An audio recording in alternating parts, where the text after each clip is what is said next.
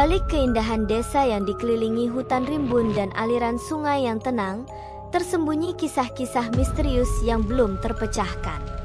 Ketika Mas Bimo dan Mbak Sri Atun memutuskan untuk mengabdikan diri sebagai guru di desa terpencil ini, mereka tak pernah membayangkan akan menghadapi teror dari sosok gaib yang disebut Kuyang. Apa yang sebenarnya terjadi di desa Muara Tapah? Dan bisakah mereka mengungkap kebenaran di balik legenda yang menakutkan ini?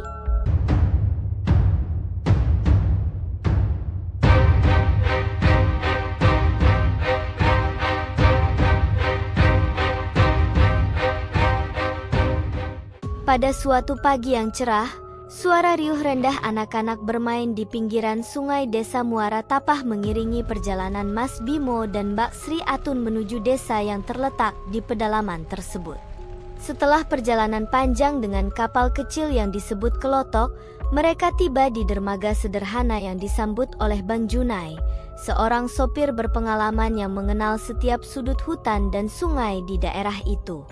Bang Junai membawa mereka dengan mobil tuanya menuju ke rumah Pak Kades, pemimpin desa yang dihormati. Sepanjang perjalanan, Mas Bimo dan Mbak Sri mengobrol tentang tujuan mereka datang ke desa ini. Mas Bimo baru saja diterima sebagai guru di SD Negeri Muara Tapah, sedangkan Mbak Sri memutuskan untuk menemani suaminya. Ketika mereka tiba di desa, mereka disambut dengan ramah oleh Pak Kades dan beberapa penduduk lainnya. Pak Kades dengan antusias menceritakan tentang keadaan desa, jumlah penduduk yang semakin berkurang setelah bencana banjir beberapa tahun lalu, dan pentingnya pendidikan untuk anak-anak desa yang tersisa.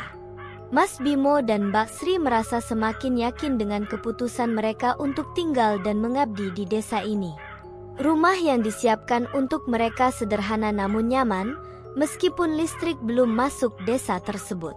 Mereka harus menggunakan lampu minyak untuk penerangan di malam hari. Pak Kasno, kepala sekolah, menunjukkan kepada mereka sekolah kecil dengan 2 kelas yang hanya memiliki 7 siswa. Anak-anak di desa ini sangat antusias menyambut kehadiran guru baru mereka. Mas Bimo segera memulai tugasnya mengajar dengan penuh semangat, sementara Mbak Sri, yang awalnya hanya berniat menemani, akhirnya memutuskan untuk membantu mengajar juga. Kehadiran mereka membawa harapan baru bagi anak-anak di desa yang haus akan ilmu pengetahuan. Namun, desa ini tidak hanya menyimpan cerita tentang kehidupan sehari-hari yang sederhana. Ada kisah-kisah misterius yang beredar di antara penduduk. Salah satunya adalah tentang Tambi Nyai dan Bu Alang, pasangan tua yang dianggap memiliki ilmu hitam dan menjadi penyebab bencana banjir yang melanda desa beberapa tahun lalu.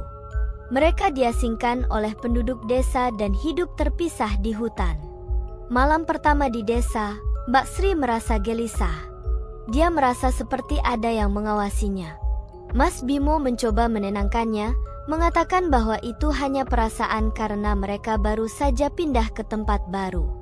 Namun, kegelisahan Mbak Sri tidak mereda. Keesokan harinya, saat mengajar di sekolah, Mbak Sri merasa melihat bayangan aneh di antara anak-anak. Dia merasa ada sesuatu yang tidak beres. Suatu malam, ketika mereka sedang tidur, Mbak Sri terbangun mendengar suara aneh. Dia melihat sosok kepala melayang di luar jendela. Mbak Sri menjerit, membangunkan Mas Bimo. Mereka berdua ketakutan, tetapi tidak ada yang bisa mereka lakukan selain berdoa agar semuanya baik-baik saja. Ketakutan Mbak Sri mencapai puncaknya ketika dia kesurupan saat berada di rumah Pak Kades. Tubuhnya menggeliat, dan suara yang keluar dari mulutnya bukan suaranya sendiri. Pak Kades dan beberapa penduduk segera membawa Mbak Sri ke rumah mereka untuk dijaga. Mereka percaya bahwa Mbak Sri sedang dalam bahaya besar. Pak Tingen, seorang penduduk desa yang dianggap memiliki pengetahuan tentang hal-hal gaib, memberikan gelang khusus kepada Mbak Sri sebagai perlindungan. Namun, keanehan terus berlanjut. Dermaga desa terbakar, dan tidak ada jalan keluar dari desa selain melalui dermaga tersebut. Kepanikan melanda desa. Mereka yakin bahwa Tambi Nyai, yang dianggap sebagai Kuyang, bertanggung jawab atas semua kejadian aneh ini. Pak Kades dan beberapa penduduk memutuskan untuk mencari Tambi Nyai dan menghadapinya. Dalam pencarian mereka, Pak Kasno menemukan Mbak Sri yang hilang di sebuah gubuk tua di hutan. Dia segera dibawa kembali ke desa. Mas Bimo dan Pak Kasno memutuskan untuk mengakhiri semua ini. Mereka menghadapi Tambi Nyai dengan keberanian, berusaha menghentikan teror yang melanda desa. Setelah pertempuran sengit, Tambi Nyai berhasil diatasi. Desa Muara Tapah akhirnya kembali tenang.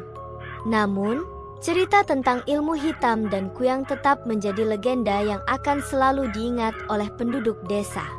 Mas Bimo dan Mbak Sri melanjutkan hidup mereka di desa tersebut, berusaha memberikan pendidikan terbaik bagi anak-anak desa. Mereka berjanji akan selalu menjaga satu sama lain dan tidak akan membiarkan ketakutan menguasai mereka lagi. Kehadiran mereka membawa perubahan positif bagi desa, menghapus bayangan kelam masa lalu dan menggantinya dengan harapan akan masa depan yang lebih baik.